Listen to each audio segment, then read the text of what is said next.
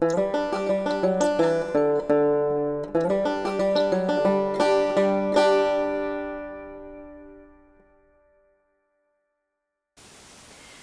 friends! Welcome to another Frugal family food meal. I feel so honored to get to do this again this year. It was so fun to make my chili video last year, and a lot of you have watched it, and I'm so grateful for that. If you haven't, I will leave a link in an iCard so that you can check that out. It's a little different than maybe some of the chilies that you've made, so I think you'll enjoy that. So tonight's dinner is going to be ultra simple, and it's not going to look flashy, and it might even look a little bland, but I'm going to show you how to prepare it in a way that's going to add layers and depth of flavor. And it's a really quick meal that you can throw together. You can make it as simple or as complex as you like, and it's also frugal. So I know a lot of you are doing a pantry challenge this month, and I think that's awesome. For the month of December and January, we decided to do a challenge where we're eating from our food storage, everything that we grew in our garden. We harvested a beef, and so all of that has been what we're pulling from, with $50 a week for our grocery budget. So we're on week 6 of that, and it's going great, and we're going to have no trouble continuing through the end of January. We've got a whole bunch of videos about that on our channel right now, because that's kind of what we're in the middle of, and there's a lot of you guys that are in the middle of that, so we decided to do it together. So if you're doing a pantry challenge, I think this is something that will work for most families. You can use any vegetables that you have, or you can omit them and put a salad or something on the side if you'd rather. I have green beans still left from my garden, and then carrots from the garden that we canned. So those are going to go into it.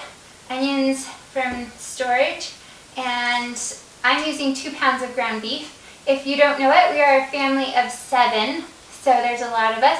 4 of which are boys, and they can eat. Oh my goodness. And I know, we only have 1 teenager, so we haven't even scratched the surface of what a boy can eat yet. So that's going to be a big adventure.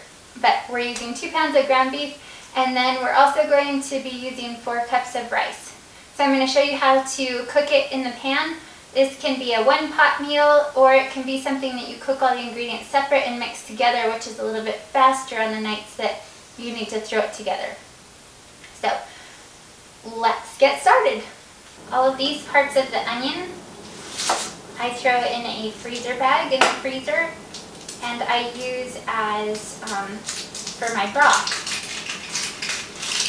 So if you make bone broth at all, the first couple of times I did it, I was so disappointed. It was so pale. And then I learned that all you have to do is put the skins in, and you will have beautiful broth. There's a lot of flavor in all of that, so that'll go in the freezer for when I make bone broth.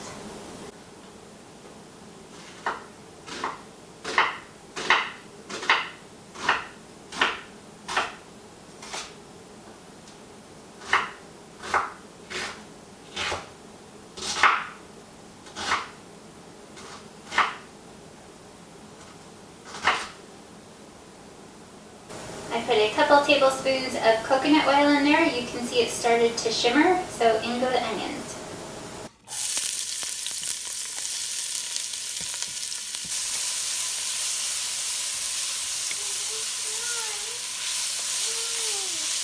I have the onions simmering on medium for a couple minutes. Then we're going to put in the ground beef. I just wanted to make sure the onions had enough time that they'll be caramelized by the time the beef is done cooking.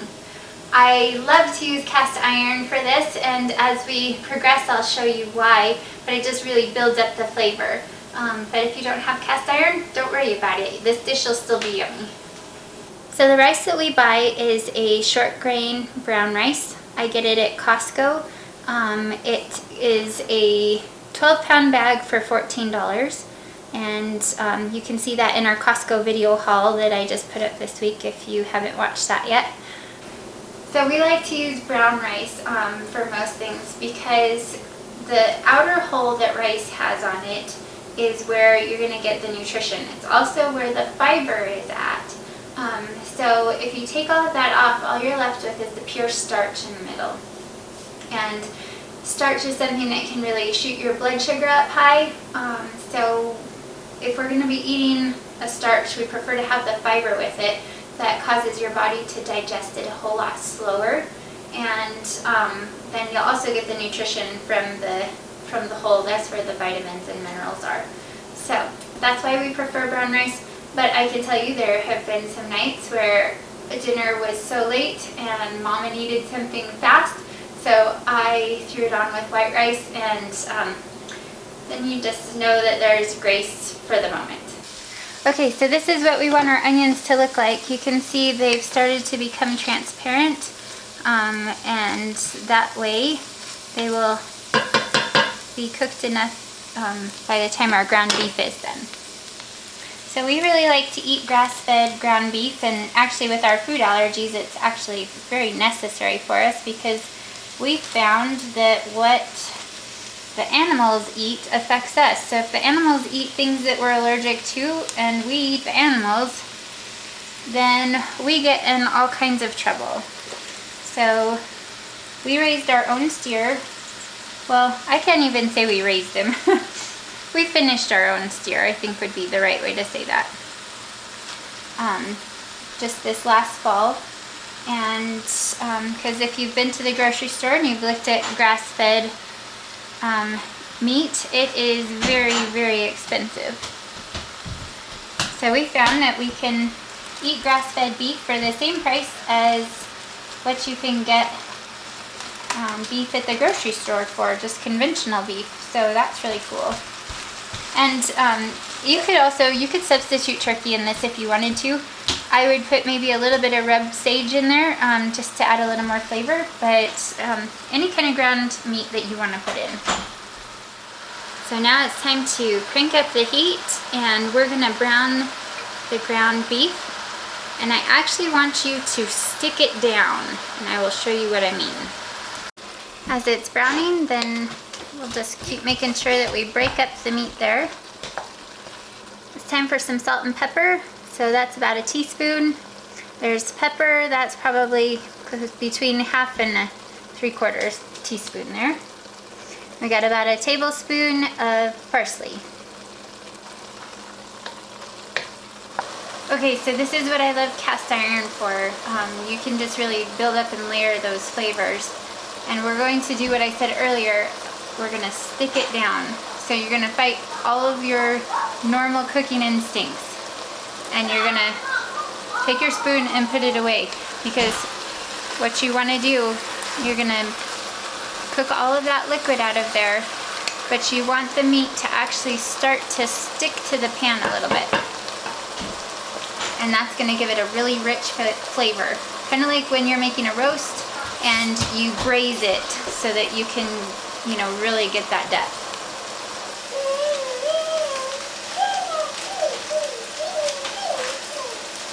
Okay, at this point, I want you to listen to your food. It went from a watery, gurgly, bubbly, mushy kind of a sound to a real distinct pop, pop, pop. So you know the water has cooked out of it, and now you're down to the oil and fats from the meat. But it's not really sticking. It's just getting there. So you're gonna leave it alone.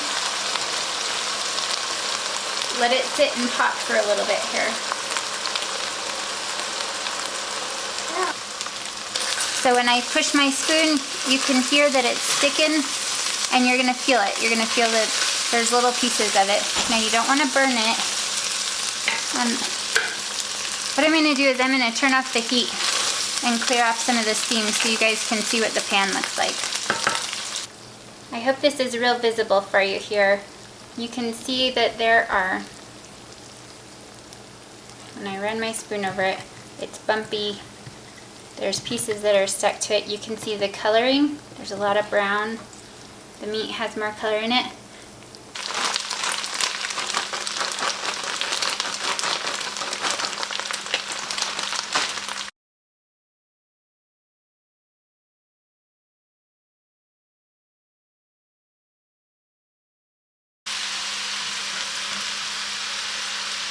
Okay, so now in goes the rice.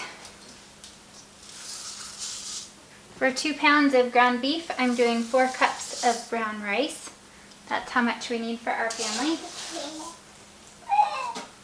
You could just as easily do 1 pound of ground beef and 2 cups of rice.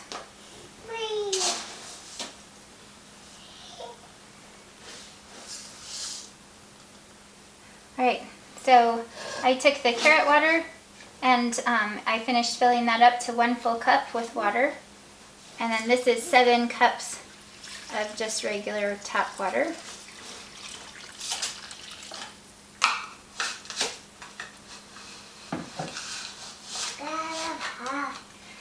So we've got it up to a boil. It's time to put the lid on and turn down the temperature.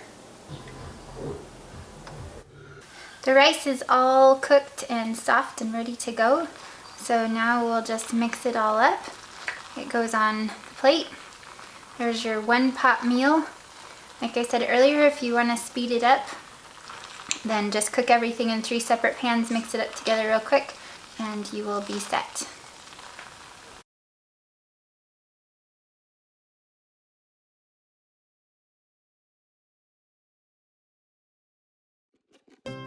We want to leave you with something special to finish off your meal or to have for breakfast the next morning, and that is our cranberry orange muffins. It's one of a dozen recipes in my brand new gluten-free muffins cookbook. And while I wrote the recipes to be gluten-free, they can actually be made with any flour you like. When I was at the store this week, I saw that cranberries were on sale. One of my subscribers found them for 35 cents a package. So go stock up on those cranberries so you can make these all year long.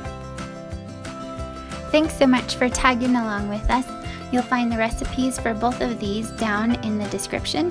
And if you have any questions, give me a holler. I'd love to chat with you.